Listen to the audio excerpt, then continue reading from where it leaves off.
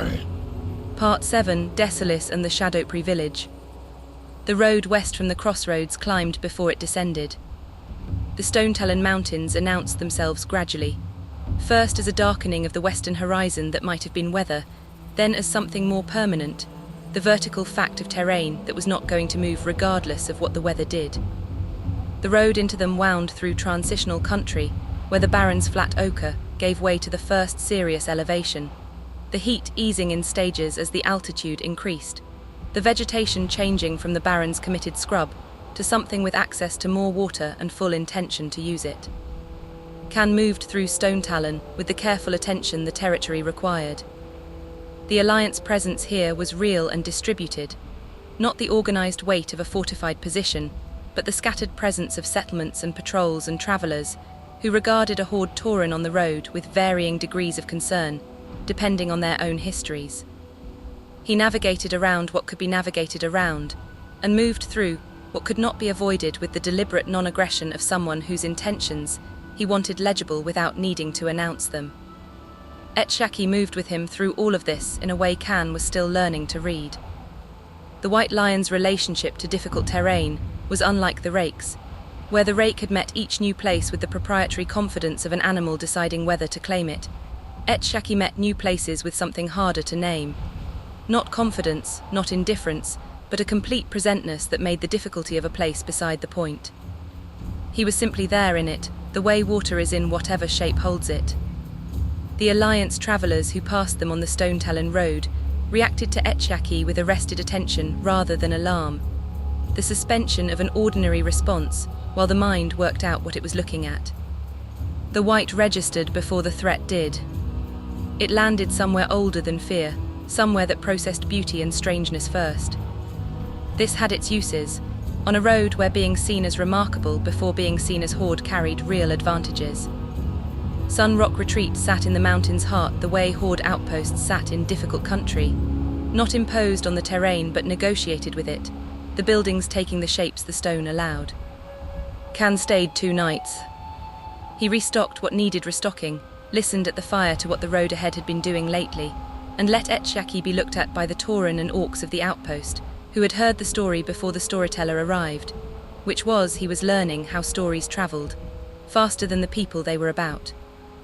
The climb out of Sun Rock was steep and honest, and the descent on the far side delivered him into the charred vale, where the land changed its argument entirely.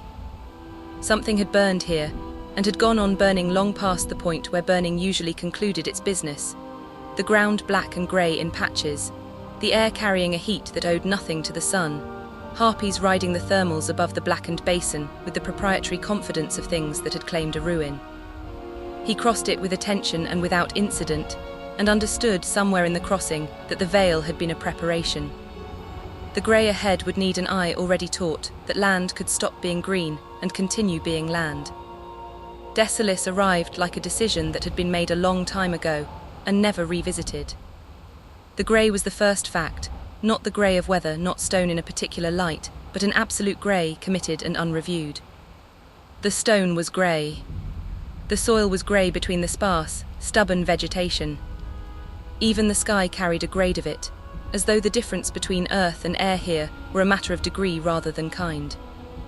The smell was unlike anything he had encountered. Older than the Barrens, older than Mulgore, the mineral note of grey stone, and beneath it something that might have been the smell of age itself, if age had a smell. The record of a landscape that had outlasted things he did not have words for yet.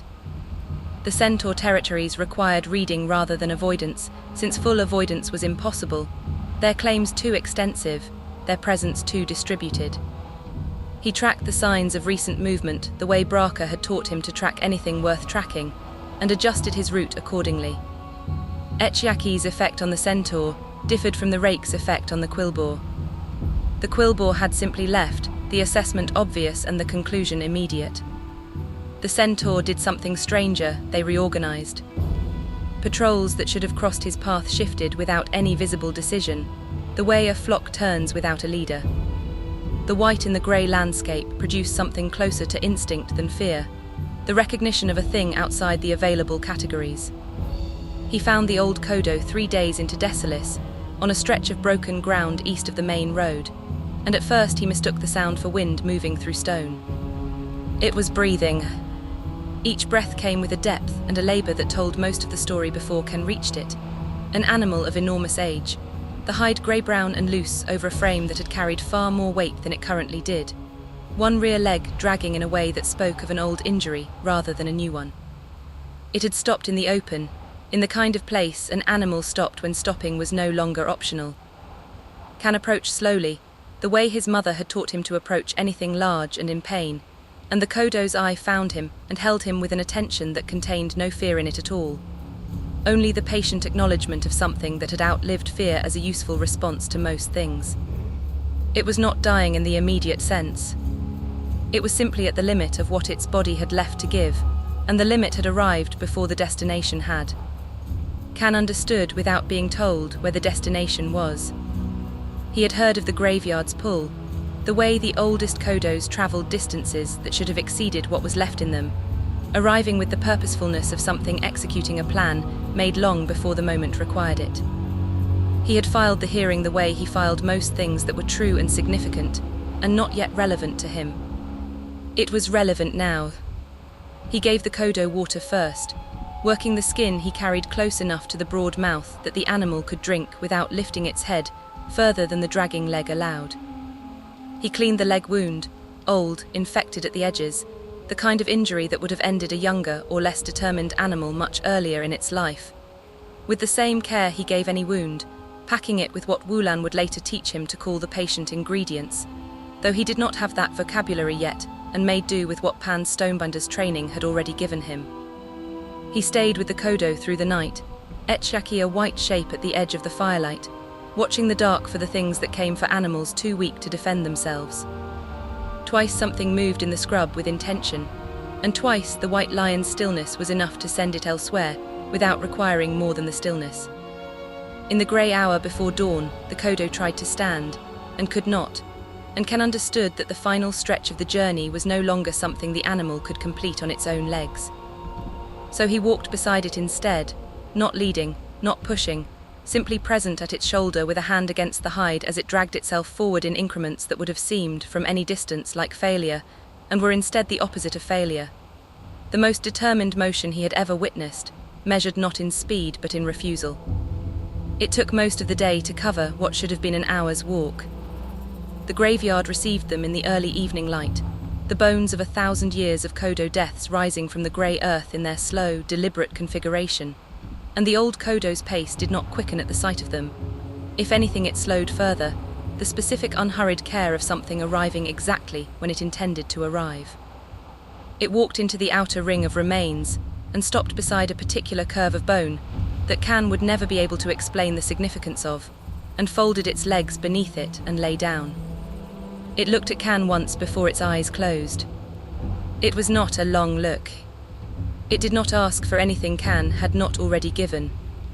But it held something that Ken would carry for the rest of the road, the gratitude of a creature that had needed exactly one more day than its own strength could provide, and had been given it. The breathing slowed. Then it stopped being something Ken needed to listen for. He sat with the body until the light went fully out of the sky, and Etshaki sat with him, and neither of them required the other to say anything about what they had witnessed. Sometime in that stillness, he became aware of a feeling he could not immediately place, the sensation of being observed from a distance he could not locate. He scanned the open ground around the graveyard, with the attention Braka had taught him to give to terrain that mattered, and found nothing. No movement in the scrub. No disturbance in the birds, who would have registered a predator's interest long before he did. Etshaki showed no sign of having noticed anything himself, which told him more than the empty terrain did. Whatever had produced the feeling was either not a threat, or was skilled enough that even the white lion's attention had not been drawn to it. He held the feeling without resolving it, the way he held most things the road gave him without immediate explanation, and eventually it passed, or he stopped attending to it closely enough to notice whether it had. He spent 2 more mornings walking the wider graveyard alone, reading what the bones had to say about the lives they had carried. The configuration was not random. These animals had come here, had chosen this place, had arranged themselves in relation to each other with the geography of community, rather than the geography of things that had simply stopped where they fell. He thought, walking among them, about his father on the eastern road, about Kraz vanished from his own territory, about the troll warrior whose name he still did not have, about what it meant to walk the whole distance to the place your road was always going to end, and what it meant not to. He left on the third morning carrying something he could not have named precisely, but recognized as the kind of thing certain places gave you, if you were quiet enough to receive it. The work of the road continued through Desolace as it always continued, his hands finding what the new materials had to teach. Desolace leather had its own character, denser than Baron's hide, carrying the grey stone texture of the land that produced it, resistant to moisture in a way Mulgore and Baron's leather were not. He built his vocabulary the way he built all vocabularies, one material understood completely before being folded into the larger sense of things. Cooking here was a genuine test. The land was not generous, and what it offered rewarded ingenuity over abundance, the combination that pulled real nourishment from limited ingredients, the technique that wasted nothing. Roke's foundations and Aska Mistrana's advanced instruction had given him the framework. Desolace tested whether he had understood the framework or simply memorized its applications, and the testing did him good. Shadowprey appeared on the western cliffs above the sea on an afternoon when the light did something particular to the coast. The grey of the land meeting the blue-grey of the water, at an angle that gave everything it touched a horizontal clarity, the feeling of being seen rather than merely lit. He smelled the sea before he saw the village. It was not entirely new to him.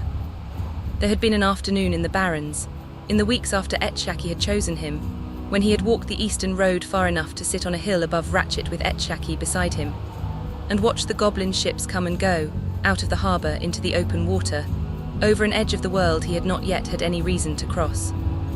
The salt had reached him there for the first time, carried on the Barrens' dry inland heat, warm and commercial and busy, the smell of a sea that worked for a living. This was the same salt and a different sea. Cold water under it, and depth under the cold, the layered note of things taken from the sea and things still living in it, stone and kelp and a current that had come a long way to arrive here. The Ratchet smell had been an introduction. This was the subject itself. He stood with it a moment, reading it the way he read anything worth learning, and understood it could be learned the way everything else had been learned, through sustained, genuine attention. The village sat at the cliff's edge, with the settled look of a place that had made its peace with the land around it. Troll fishermen worked the harbour below, their catches supplying Ghost Walker Post and always in demand, made harder lately. He would learn, by an orca that had taken to feeding on the local waters and leaving little behind for anyone else. Horde travellers passed through in a steady trickle, nothing like the volume of the crossroads, but enough to give the place the accumulated wisdom of somewhere people stopped, because there was nowhere else to stop nearby. The harbour held fishing boats dark against the grey-blue water in the late light. The deep cold water beyond the cliffs carried species Can had not encountered, moving in patterns his shallower water vocabulary did not account for. He needed a new dialect. Lui'Mala was already on the rocks below the village when Can came down on his first morning, working a line into the deep water with the focused patience of someone who had spent decades doing exactly this.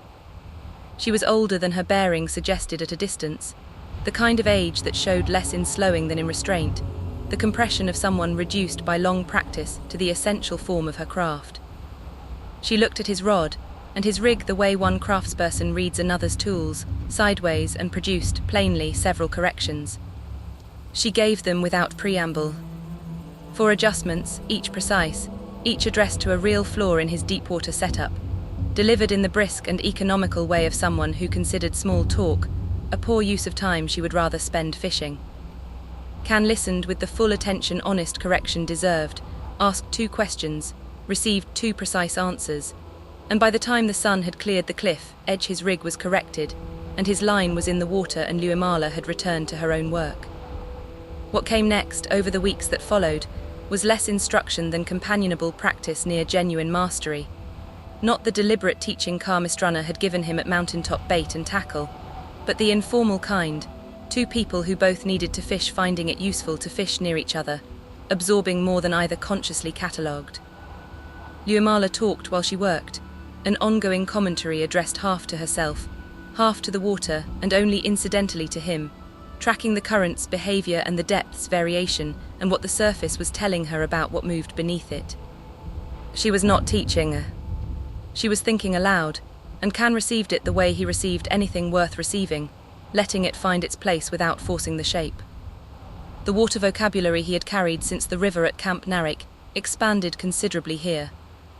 The deep cold water off Desolace's coast spoke its own dialect, slower in some ways, more sudden in others, the patience of water that had been doing exactly this for longer than the cliff above it had existed. He learned it the way he learned everything, through repeated, attentive exposure, until the pattern resolved into something reliable. He found Wulan on his 4th day, in the upper room of the southeastern building, the smell of his cooking reaching the stairs before the room itself came into view. A smell unlike any camp cooking Can had encountered, the smell of someone working at the edge of what limited materials would allow. Wulan was a troll of indeterminate age, old enough for the settled patience of long practice, young enough that the practice still had the energy of development rather than the stillness of arrival. He cooked the way a craftsman solves a structural problem, each preparation a set of constraints with one correct answer, each technique deployed for its purpose rather than its convention. He looked at Can with the brief calculating attention of someone, deciding whether a stranger in the doorway was worth the time an answer would cost, and the calculation landed somewhere favorable. Later Can understood why. Wulan had seen the gun, the broken horn, and Etshaki visible through the window behind him, and had concluded that anyone traveling with a white lion through contested territory had chosen their road with enough deliberation to be worth a conversation. "You cook," Wulan said. "It was not a question." "I cook," Can said. Wulan studied him another moment. Then he said, "Show me." He stayed in Shadowprey longer than he had planned, which was becoming the pattern in places that had something real to offer. Wulan's teaching was unlike anything Can had received before, not more advanced in the linear sense than Roke's Foundations or Aska Mistruna's field instruction, but sideways to both, built around the problem of feeding a body well from almost nothing in a land that gave up its resources reluctantly. He worked beside Wulan each morning as a junior set of hands rather than a formal student, prepping, tending fires, executing under correction, and then executing again, asking when a question would not slow the work and staying quiet when silence served better. Wulan taught him the combinations that turned Desolace's sparse offerings into real fuel for a hunter's demands, the use of preserved ingredients to produce effects fresh ones could not, and the reading of his own body's state as the actual instruction for what the next meal needed to accomplish. The knowledge went into his hands the way real knowledge always did, through repetition patient enough to outlast the need for conscious direction. The man was on the road's southern edge 3 weeks into Can's time in Desolace. In the shallow channel the rains had carved through the grey soil, and Can smelled the blood before he saw him.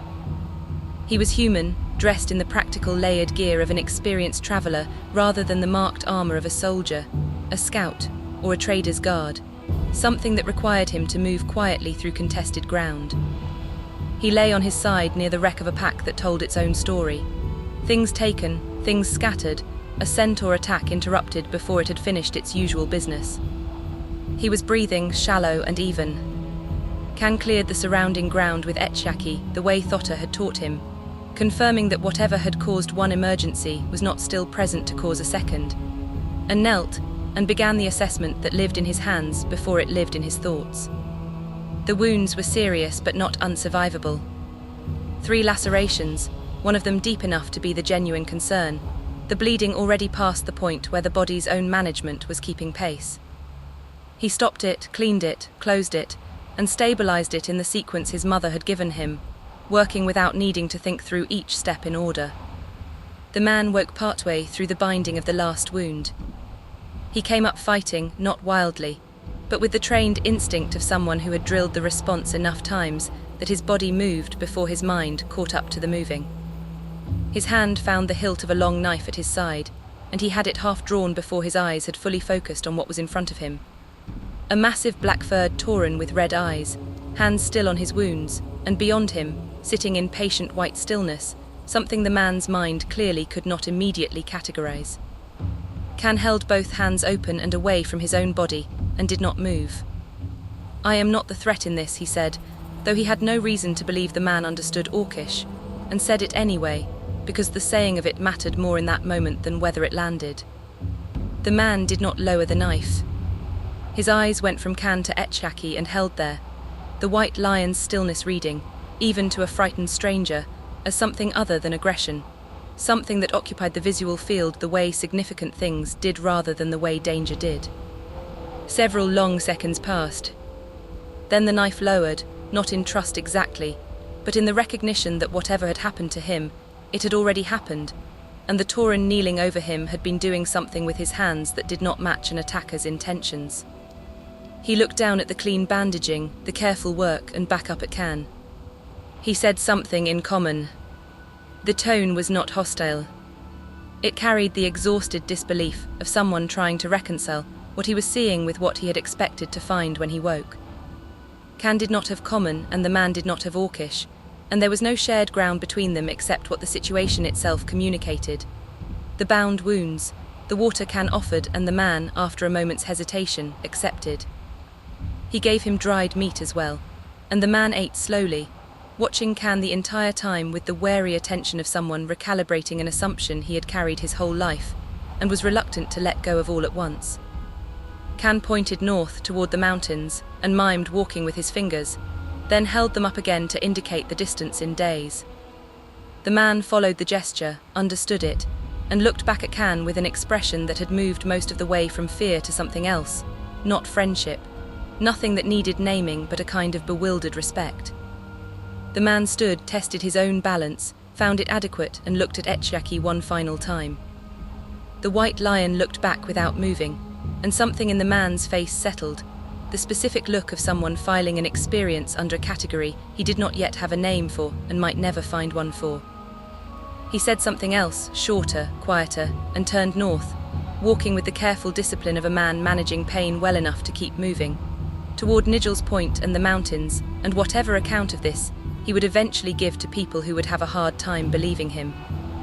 Can watched him go until the grey road had taken him fully, and then turned east, Etchaki beside him, and the Desolace morning continued its grey business around them as if nothing of consequence had occurred, which was, in its way, exactly right.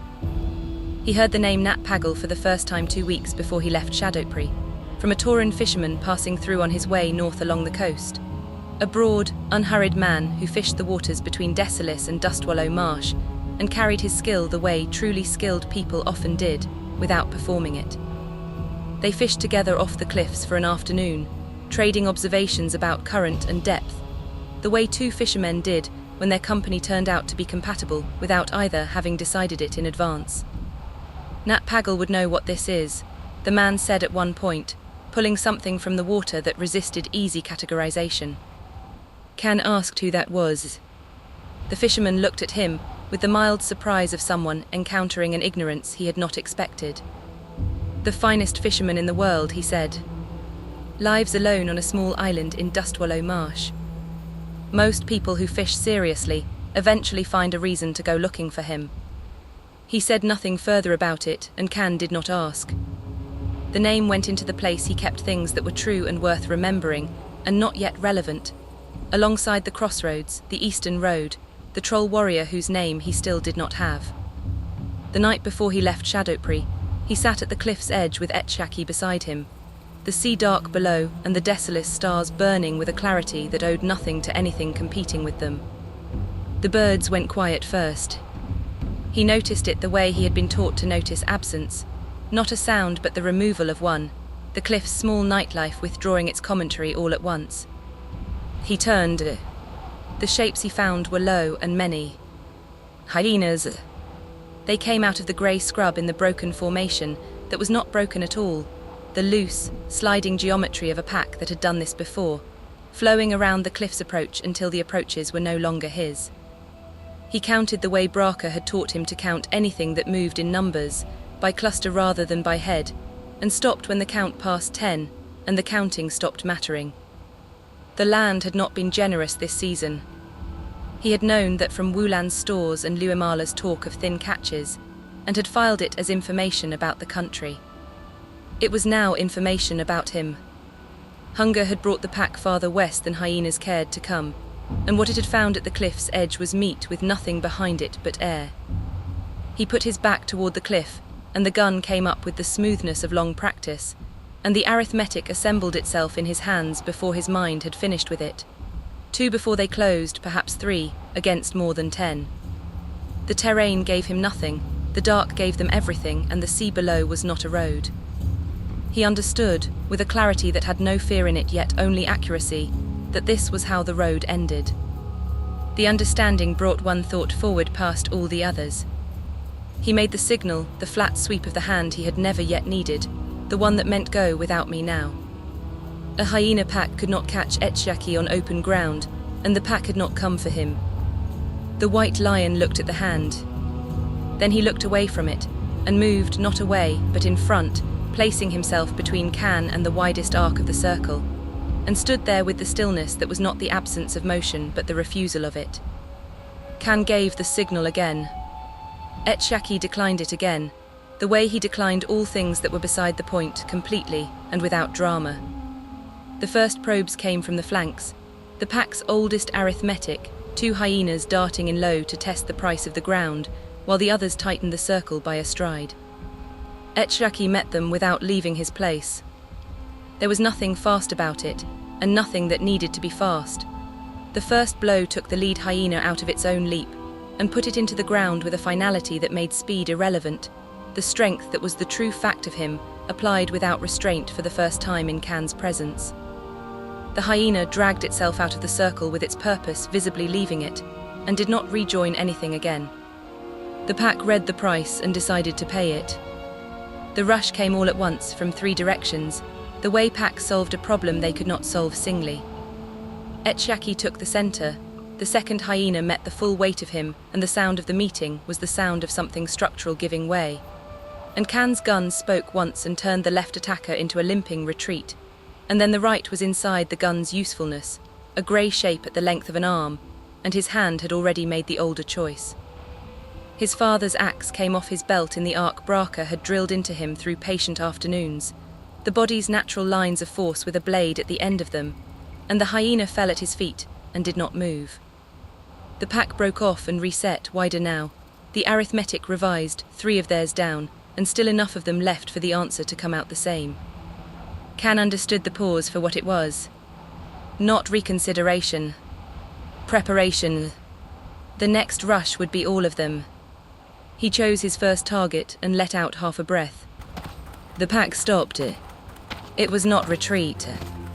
It was the other stopping, the older one, every head turning at once toward the dark inland, ears up, the entire formation forgetting him with an instancy that told him something was arriving that reordered the pack's whole understanding of the evening. An axe came out of the dark.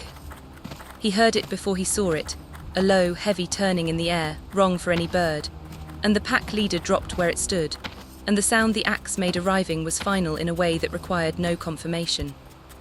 The second axe followed before the pack had finished flinching from the first, and took the largest of the remaining hyenas, and then the dark inland stopped being dark and became a roar. She came like a hillside letting go. The bear was enormous, larger than any bear Can had encountered or heard described, and the ground itself carried her arrival, and the pack did not fight her, because fighting her was not among the options the night offered. It scattered completely, in the specific silence of animals, spending everything they had on distance.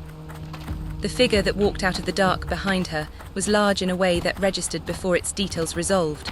Not tauren large, a different proportion of large, the density of 2 kinds of strength combined into one frame. Orc in the movement, ogre in the mass, Can read, the mixed blood legible in the shoulders and the reach of him. He wore armor maintained to exactly the standard it needed and not a stitch further, hide and plate shaped by years of country rather than by any armorer's convention.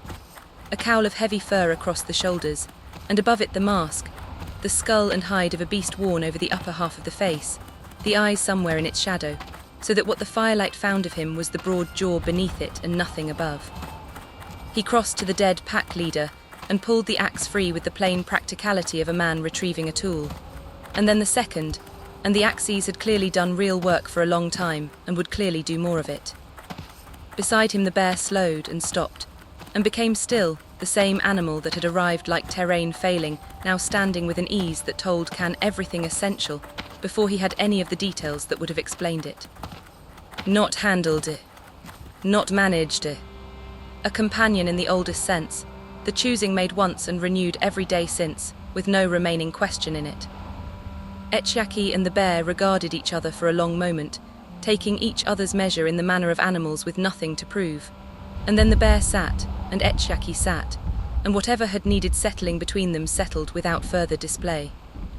Can lowered the gun and set it down, and put his open hand flat against his chest and inclined his head, the oldest form of thanks he knew, the form his mother used for debts too large for language to carry properly. "You have my life," he said. "Both of our lives. I do not have anything equal to what you have just done, and I will not insult the doing by pretending the debt is smaller than it is." The masked figure listened without moving. "What walks this road is my concern," he said. "You were walking it." He said it the way a man states terrain, and Can understood that as far as this man was concerned, the matter of the debt had just been closed, and understood also that the closing did not make the debt less real. It only meant he would carry it privately. The masked figure looked at Etchiaki for a long while before he spoke again, and Can understood from the angle of the shadowed mask that everything that had happened in the seconds before the first axe had been seen, all of it, and was being weighed. "The White One does not follow," he said. His voice was low, unhurried, the voice of someone who said little and weighted what he did say accordingly. "He walks beside. There is a difference most hunters never learn." He looked at Etchiaki a moment longer. "You already know the difference," he said. "That is why he is here." Can said, "I have been learning it." Something shifted in the heavy jaw beneath the mask, not quite a smile. The shape of a man finding what he had not expected to find, and discovering the find was a pleasant one. "I have heard your name spoken on this road," he said. "A Tauren with red eyes and a broken horn, travelling with a white lion no one else has managed to tame." He looked at Can directly. "I did not expect the stories to be accurate in their particulars. They generally are not." He did not give his own name, and did not seem to consider the omission worth correcting. He simply sat down at the cliff's edge, the bear settling beside him with the ease of something that had done exactly this, in exactly this way, more times than either of them had bothered to count. Can sat back down as well, and said nothing further, because the moment did not require it. It was some time later, the fire down to coals, the sea audible rather than visible, that the name surfaced in Can's memory the way names sometimes did, arriving sideways rather than by direct recall. A half-orc, half-ogre wanderer of these exact lands, companion to a bear spoken of with the specific respect reserved for those who had done something that mattered and had no interest in being thanked for it. "Rexar," he said, before he had entirely decided to say it aloud. The man looked at him with mild interest. "You have heard of me." "I have heard the shape of you," Can said. "Not the details." "The details are better than the shape suggested." Rexar made a sound that might have been a laugh in a man who used fewer of them than most. "That is the most accurate thing anyone has said to me on this road in some time," he said. They did not speak again for a long while, and the silence was the comfortable kind.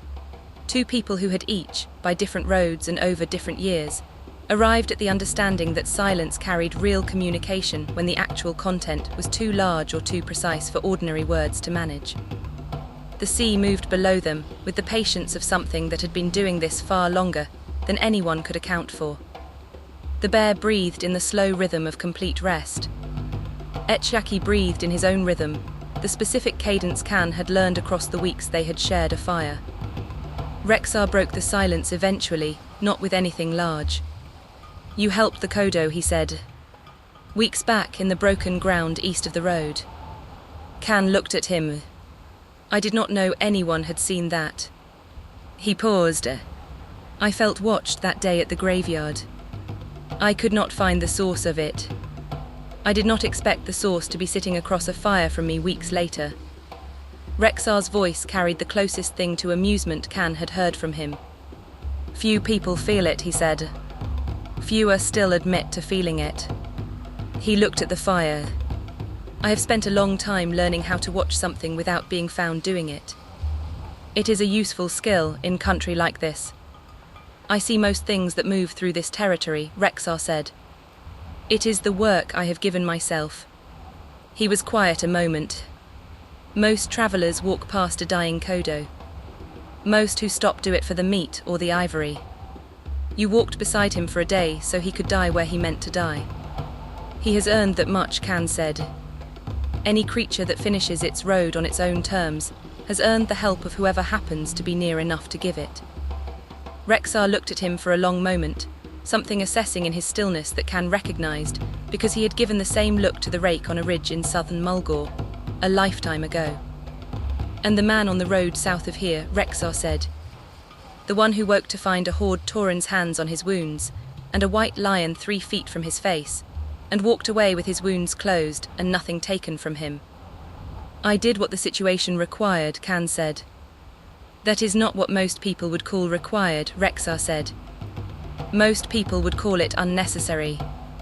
He looked at the fire. I have watched this land long enough to know which is the more common answer.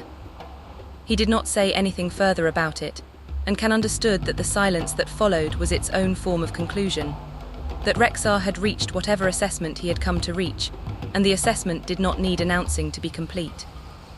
He stayed 3 days in Rexar's company, sharing the road east toward the edge of Desolace, learning more in the quiet of those 3 days than the length of them would have suggested possible.